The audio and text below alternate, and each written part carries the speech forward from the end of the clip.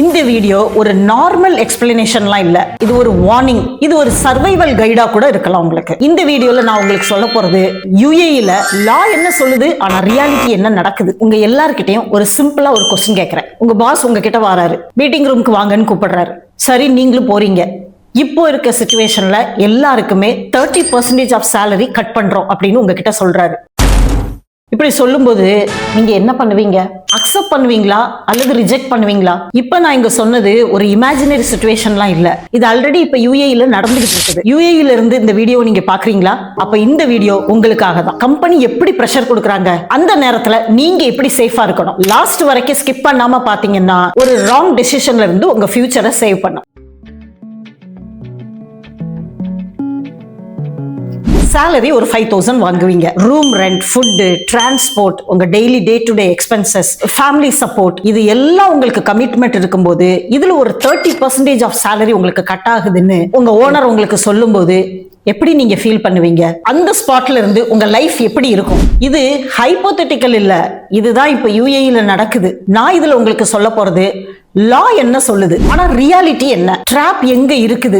இப்படி ஒரு சிச்சுவேஷன்ல இருந்து எஸ்கேப் எப்படி ஆகணும். இந்த வீடியோ நீங்க பார்த்ததுக்கு அப்புறம் உங்க ஓனர் சொன்ன அந்த ப்ராசஸை நீங்க அக்செப்ட் பண்ற விதம் வந்து சேஞ்ச் ஆகும். இந்த எமிரேட்ஸ் கைட் தமிழ் சேனல்ல நீங்க ஃபர்ஸ்ட் பாக்குறவங்களா இருந்தீங்கன்னா நம்ம சேனல்ல நிறைய job series, visa series, business series playlist create பண்ணி லிங்க் டிஸ்கிரிப்ஷன்ல கொடுத்திருக்கேன். தவறாம போய் வாட்ச் பண்ணுங்க, ரொம்ப யூஸ்ஃபுல்லா இருக்கும் உங்களுக்கு. சரி, இப்போ ஒரு ரியல் சினாரியோ சொல்றேன். ஒரு பையனுக்கு 4,500 சேலரி, ஃபேமிலி இந்தியால. ஒரு நாள் ஆபீஸ்ல மீட்டிங், இவனை கூப்பிட்டு உங்களுக்கு 30% ஆஃப் சேலரி கட் பண்றோம்னு சொல்லிட்டாங்க. அந்த பையன் என்ன பண்ணினாப்ல, ஃபியர்ல சைன் பண்ணிட்டானா. ஆனா கம்பெனி சொன்ன மாதிரி 3 மந்த்ஸ்க்கு அப்புறம் சேலரி பேக் வரல, ஆனா ஒர்க் லோடு மட்டும் இன்க்ரீஸ் ஆயிடுச்சு. இது டெம்பரவரி தான் அப்படின்னு சொன்னது பெர்மனன்ட் ஆயிடுச்சு. இப்ப நான் இங்க சொன்ன இந்த சினாரியோ யூனிக்லாம் இல்ல, இது காமனா நடந்துகிட்டு தான் இருக்குது. இப்போ ஒரு எம்ப்ளாயோட சினாரியோ பார்த்தோம். இந்த சிச்சுவேஷனுக்கு லா என்ன சொல்லுது அதையும் பார்ப்போம். யுஏஇ லேபர் லா படி சேலரி கட் பண்ணாங்கன்னா அதுல எம்ப்ளாயியோட கன்சர்ன் வேணும் ஃபர்ஸ்ட். அடுத்தது ரிட்டன் அக்ரிமெண்ட் கம்பல்சரி. அதாவது நீங்க அந்த சிச்சுவேஷனுக்கு ஓகே சொல்லல அப்படின்னா சேலரி கட்டுங்கிறது அங்க வேலிட் இல்ல. இது வரைக்கும் பெர்ஃபெக்ட். இப்பதான் ஒரு முக்கியமான क्वेश्चन உங்ககிட்ட கேட்க போறேன். இப்படி உள்ள சிச்சுவேஷன்ல why people say yes, இந்த क्वेश्चனை பத்தி நீங்க என்ன நினைக்கிறீங்க அப்படிங்கறத உங்களோட அபிப்பிராயத்தை எனக்கு கமெண்ட் செக்ஷன்ல தெரியப்படுத்துங்க. அப்படி லைக் பண்ணி சப்ஸ்கிரைப் பண்ணிருங்க. இந்த வீடியோ பார்த்துக்கிட்டு இருக்க நீங்க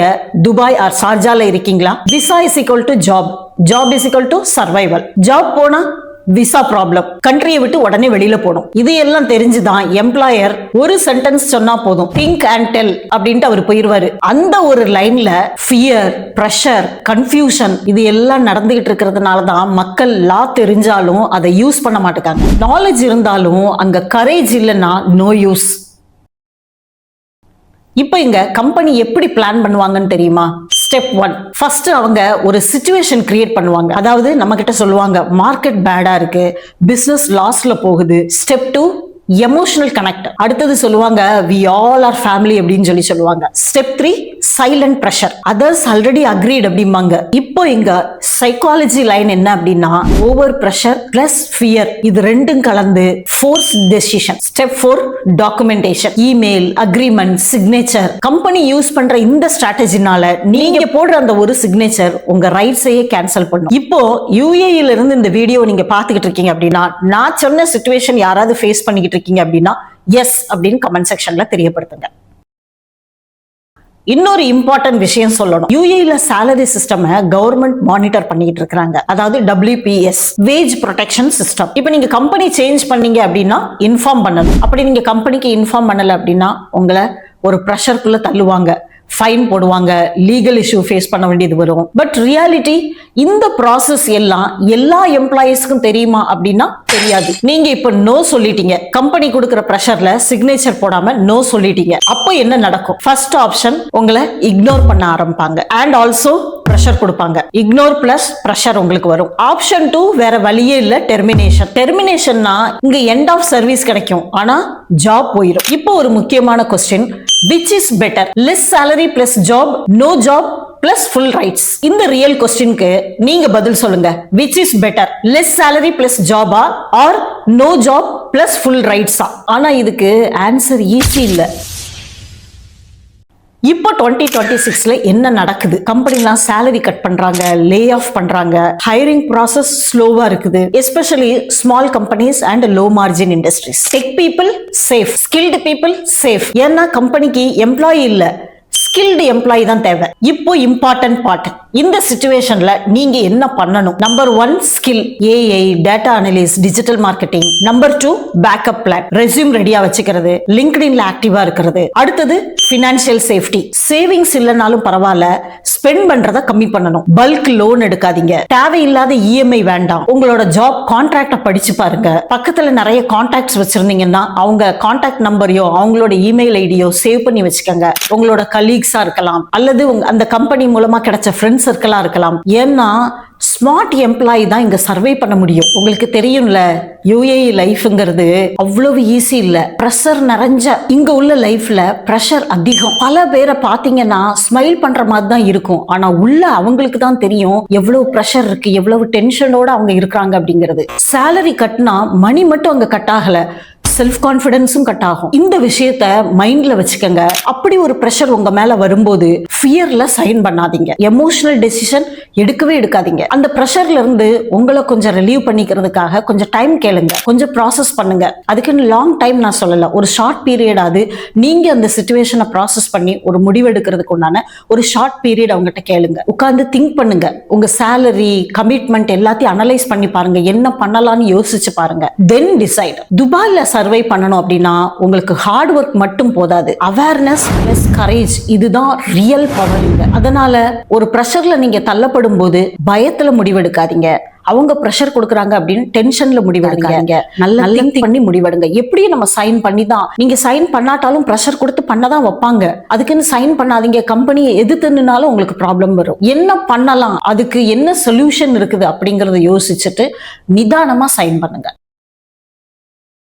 இப்ப சைன் பண்ணிட்டீங்க, அடுத்தது நம்ம என்ன பண்ணணும்? சைன் பண்ணதுக்கு அப்புறம் உங்களோட சிச்சுவேஷனுக்கு இந்த 30% கட் பண்ணாங்க அப்படின்னா என்னால சர்வை பண்ண முடியாது அப்படின்னு நீங்க நினைச்சீங்கன்னா வேற ஜாப் ஸ்விட்ச் பண்றதுக்கு ஏதாவது வழி இருக்கான்னு கண்டுபிடிங்க. ஜாப் மார்க்கெட் எப்படி இருக்குன்னு பாருங்க. இந்த 30%ல இருந்து 20% கூடுதலா கிடைக்கிற ஒரு ஜாப் கிடைச்சா கூட அதுக்கு போக முடியுமான்னு பாருங்க, அப்ளை பண்ணி பாருங்க. இது முந்தின வீடியோல நான் சொன்ன மாதிரி tourism, food and beverages, hospitality, இந்த ஃபீல்டுல இருந்தீங்க அப்படின்னா உங்களுக்குன்னு ஒரு கிரேஸ் பீரியட் இருக்கும். அந்த கிரேஸ் பீரியட்ல ஏதாவது ஒரு ஜாப் ஸ்விட்ச் பண்ண முடியுமான்னு பாருங்க. முடியல, நீங்க சடனா உங்க நாட்டுக்கு கிளம்பி போறது நல்லது. அப்படி இல்லையா, நீங்க இருக்க ஜாப்லயே வேற ஜாப் என்னால சர்ச் பண்ணி போக முடியும், இந்த 30%ல ஒரு 15% கட் பண்ணா கூட என்னால சர்வை பண்ண முடியும் அப்படின்னு நீங்க நினைச்சீங்கன்னா கண்டிப்பா அடுத்த ஜாப் ஸ்விட்ச் பண்ணதுக்கு உண்டான வழியை பாருங்க. கம்பெனிக்கு உண்டான இந்த சிச்சுவேஷன் எப்ப பேக் டு நார்மல் வரும் அப்படின்னு ஓரளவுக்கு ஐடியா இருந்துச்சு அப்படின்னா அதுல கண்டினியூ பண்ண முடியுமா அப்படிங்கறதையும் யோசிச்சு பாருங்க. இல்ல இது பேக் டு நார்மல் வரதுக்கு கொஞ்சம் டைம் எடுக்கும் கம்பெனி, அதுக்கு நான் வேற ஜாப் ஸ்விட்ச் பண்ணி போறது நல்லதுன்னு யோசிச்சீங்க அப்படின்னா உங்க சிச்சுவேஷன் உங்களுக்கு தான் தெரியும். அதை பொறுத்து வேற ஜாப் தேடி பாருங்க. அடுத்தது பினான்ஸ் எல்லாம் ஃப்ரீஸ் பண்ணுங்க. அதாவது கிரெடிட் கார்டு வச்சிருந்தீங்க அப்படின்னா அடுத்தது கிரெடிட் கார்டு யூஸ் பண்ணாத அளவுக்கு உங்க செலவு, உங்க எக்ஸ்பென்சஸ் எல்லாத்தையும் கம்மி பண்ண பாருங்க. எவ்வளவு கம்மி பண்ண முடியும், எங்கெல்லாம் கம்மி பண்ண முடியுமோ அங்கெல்லாம் உங்க எக்ஸ்பென்சஸ் கம்மி பண்ணுங்க. உங்க பிளாட் ஓனர்கிட்ட பேசி பாருங்க. அதுக்குன்னு யாரையும் இந்த டைம்ல ஏமாத்தணும்னு மட்டும் நினைக்காதீங்க. அப்புறம் மந்த்லி நீங்க இந்தியாவுக்கு ஃபேமிலி சப்போர்ட் ரொம்ப முக்கியம் தான், அதை கண்டிப்பா நம்ம பண்ணணும். ஆனா நீங்க சிச்சுவேஷனை சொல்லிட்டு ஊர்ல கூட அவங்க கொஞ்சம் அட்ஜஸ்ட் பண்ணிக்கிடுவாங்க. நீங்க தெரியப்படுத்திட்டீங்க அப்படின்னா அவங்களுக்கு அனுப்புற காசை கொஞ்சம் ஹோல்டு பண்ணி வைங்க. யுஏஇல உங்களுக்கு பேங்க் அக்கௌண்ட் இருந்ததுன்னா அதை கேன்சல் பண்ணாதீங்க, ஆக்டிவா வை. இந்த நேரத்துல புதுசா நம்ம கிரெடிட் கார்டு வாங்கினா ஓரளவுக்கு நம்ம ஃபேமிலியை மேனேஜ் பண்ணலாம், ஓரளவுக்கு நம்ம இங்க சர்வே பண்ணலாம் அப்படின்னு தப்பு கணக்கு போடாதீங்க. உள்ள கிரெடிட் கார்டை கட்டுறதுக்கு உண்டான காசே நம்மளுக்கு இல்லாதப்போ புது கார்டை இழுத்து வச்சுட்டு அதிகமா லோனை உங்க தலை மேல இழுத்து வச்சுக்கிடாதீங்க. பேங்க்ல போய் லோன் அப்ளை பண்றத ஸ்டாப் பண்ணுங்க. பல்க் லோன் வாங்குறது, யார்கிட்டயாவது இன்ட்ரெஸ்ட்டுக்கு காசு வாங்குறது, இதெல்லாம் ஸ்டாப் பண்ணிருங்க. உங்க பர்சனல் எக்ஸ்பென்சஸ் எவ்வளவு எங்கெல்லாம் நம்ம கம்மி பண்ண முடியும் அப்படிங்கறத உட்கார்ந்து லிஸ்ட் அவுட் பண்ணுங்க. இப்ப நீங்க கார்ல டிராவல் பண்ணீங்கன்னா அந்த பெட்ரோல் செலவை கட் பண்ணிட்டு பஸ்ல டிராவல் பண்ண முடியுமான்னு பாருங்க. சினிமாக்கு போறீங்க அப்படின்னா அதை ஸ்டாப் பண்ணுங்க. உங்க ஷாப்பிங்க கொஞ்சம் ஸ்டாப் பண்ணி வைங்க. இதே மாதிரி உங்க பர்சனல் எக்ஸ்பென்சஸ் எங்கெல்லாம் கம்மி பண்ண முடியும், எந்த அளவுக்கு டைட்டா பிடிக்க முடியுமோ அந்த அளவுக்கு ரெடியூஸ் பண்ணுங்க. எப்படினாலும் நம்ம room rent, EMI, credit card, bank loan இதெல்லாம் கொடுத்துதான் ஆகணும். ஆக்டிவா ஜாப் சர்ச் பண்ண பாருங்க. எல்லாம் நான் ட்ரை பண்ணிட்டேன், இல்ல சிஸ்டர் நீங்க சொல்ற மாதிரிலாம் என் நிலைமை இல்ல, நான் வந்து இங்க ஸ்டே பண்ணணுமா இந்தியா போகணுமா அப்படிங்கிற ஒரு கன்ஃபியூஷன்ல இருக்கேன் அப்படின்னு சொன்னீங்கன்னா, யாரு ஸ்டே பண்ணலாம் யாரு இந்தியா போலாம் அப்படிங்கறதையும் ஒரு சில ஃபியூ பாயிண்ட்ஸ் உங்களுக்கு நான் சொல்றேன். அதை மைண்ட்ல வச்சுட்டு நீங்க டிசைட் பண்ணுங்க. இங்க என்னால சர்வே பண்ண முடியாது அப்படின்னு நினைக்கிற மத்தியில யாரு இங்க ஸ்டே பண்ணணும் அப்படின்னா, ஃபர்ஸ்ட் பாயிண்ட், உங்க கையில இப்போ 3 மந்த்துக்கு உண்டான சேவிங்ஸ் இருக்கு அப்படின்னா நீங்க இங்க ஸ்டே பண்ணலாம். அது மட்டும் போதாது, அடுத்தடுத்து நான் சொல்ற பாயிண்டையும் கவனிங்க. நெட்வொர்க். யுஏஇல ஆல்ரெடி நீங்க நல்ல நல்ல பீப்புள்ஸோட HR கனெக்ஷன் வச்சிருக்கீங்களா? அப்படி வச்சிருந்ததுனால எனக்கு இல்ல இவங்க இருக்காங்க, எனக்கு அடுத்து ஜாப் சர்ச் பண்றதுக்கு ஈஸியா இருக்கும் அப்படின்னு நினைச்சாலும், இப்ப டெக்னாலஜி, ஃபினான்ஸ் இதுல எல்லாம் இருக்கீங்க அப்படின்னா, எக்ஸ்ட்ரா ஸ்கில் இருக்கு அப்படின்னா நீங்க ஸ்டே பண்ணலாம். எக்ஸ்ட்ரா ஸ்கில் இருக்கும்போது எம்ப்ளாயிஸ் என்ன பண்ணுவாங்கன்னா, அண்டர் பெர்ஃபார்மிங் எம்ப்ளாயிஸை விட ஸ்கில்டு எம்ப்ளாயிஸ்க்கு இம்பார்ட்டன்ஸ் கொடுப்பாங்க. அதனால எக்ஸ்ட்ரா ஸ்கில்ஸ் இருக்கவங்க ஸ்டே பண்ணலாம். அதே மாதிரி நான் ஃபேமிலியோட இல்ல சிங்கிளா இருக்கேன் அப்படின்னாலும் உங்களுக்கு ஓகே தான், நீங்க இங்க ஸ்டே பண்ணி வேற ஜாபுக்கு ட்ரை பண்ணி பார்க்கலாம். சரி, இப்ப salary 30% கட் பண்ணிட்டாங்க, இங்க நான் சர்வே பண்ண முடியாது அப்படின்னு நினைச்சீங்கன்னா, யாரு உடனே கிளம்பணும் அப்படின்னா, இங்க வந்து எனக்கு ஜாப் மார்க்கெட் அவ்வளவா தெரியாது, நான் இப்பதான் வந்து இதுதான் ஃபர்ஸ்ட் கான்ட்ராக்ட், எனக்கு ஆள் பழக்கம் அவ்வளவா கிடையாது, ஸ்கில்ஸ்லாம் இனிமே தான் நான் டெவலப் பண்ணணும், ஏன்னா வந்து நான் இப்பதான் கொஞ்சம் சேலரியே எடுக்க ஆரம்பிச்சிருக்கேன், இப்போ இதுல நான் படிக்கிறதுல என்னால இன்வெஸ்ட் பண்ண முடியாது, எனக்கு என்னோட ஹோம் கண்ட்ரில வந்து பெரிய லோன் இருக்குது, ஜுவல் லோன் இருக்குது, ஹோம் லோன் இருக்குது, அப்புறம் உங்க ஃபேமிலி இருக்கவங்க இவங்கெல்லாம் கொஞ்சம் கூட யோசிக்காம உங்களுக்கு கம்பெனி கொடுத்த கிரேஸ் பீரியட்ல நீங்க என்ன பண்ணலாம் அப்படின்னா, ஒண்ணு இங்க இருந்து வெக்கேட் பண்ணணும் ஃபுல்லா, அப்படி இல்லையா ஃபேமிலியாவது அனுப்பி வச்சுட்டு அந்த 30% கட் பண்ணது போக உங்களால இங்க சர்வே பண்ண முடியுமான்னு பாருங்க. இல்ல அதுவும் என்னால முடியாது அப்படின்னா உடனே நீங்க இந்தியாவுக்கு போறது நல்லது. இப்ப நீங்க இந்தியா போகணும் அப்படின்னு மூவ் பண்ணாலும் அதையும் ஸ்ட்ராட்டஜிக்கா மூவ் பண்ணுங்க. விசா கேன்சல் பண்ணணுமா அல்லது பண்ணாம ஒரு அன்பெய்ட் லீவ்ல போலாமா, திரும்பி வர முடியுமான்னு பாருங்க.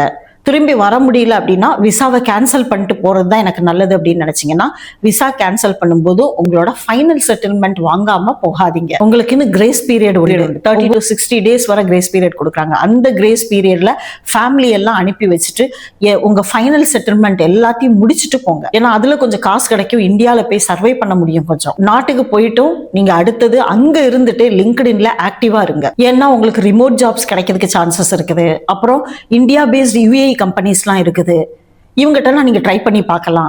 HR கூட கனெக்ட் பண்ணுங்க. வேற ஒரு நல்ல ஜாபுக்கு நல்ல சேலரியில நீங்க அடுத்தது வரலாம். இந்த கேப்ல உங்களோட ஸ்கில்ல அப்கிரேட் பண்ணுங்க. ஒரே ஒரு காஸ்ட்லி மிஸ்டேக் மட்டும் பண்ணாதீங்க. சப்போஸ் நீங்க விசா கேன்சல் பண்ணிட்டு போறீங்க அப்படின்னா, கிரேஸ் பீரியட் முடிஞ்சும் ஃபைன் விழுற அளவுக்கு இங்க இருக்காதீங்க. அதுக்குள்ள உங்க ஃபைனல் செட்டில்மெண்ட் எல்லாத்தையும் வாங்கிக்கிட்டு சந்தோஷமா ஊருக்கு போகிறதுக்கு உண்டான வழியை பாருங்க. ஓகே, இந்த வீடியோ உங்களுக்கு யூஸ்ஃபுல்லா இருக்கும்னு நினைக்கிறேன். லைக் பண்ணி சப்ஸ்கிரைப் பண்ணி என்னை சப்போர்ட் பண்ணுங்க. இது போக உங்களுக்கு ஏதாவது டவுட் இருந்ததுன்னா எனக்கு கமெண்ட் செக்ஷன்ல தெரியப்படுத்துங்க. அடுத்து நல்ல ஒரு வீடியோவோட உங்களை வந்து நான் மீட் பண்றேன். Until then, bye, take care.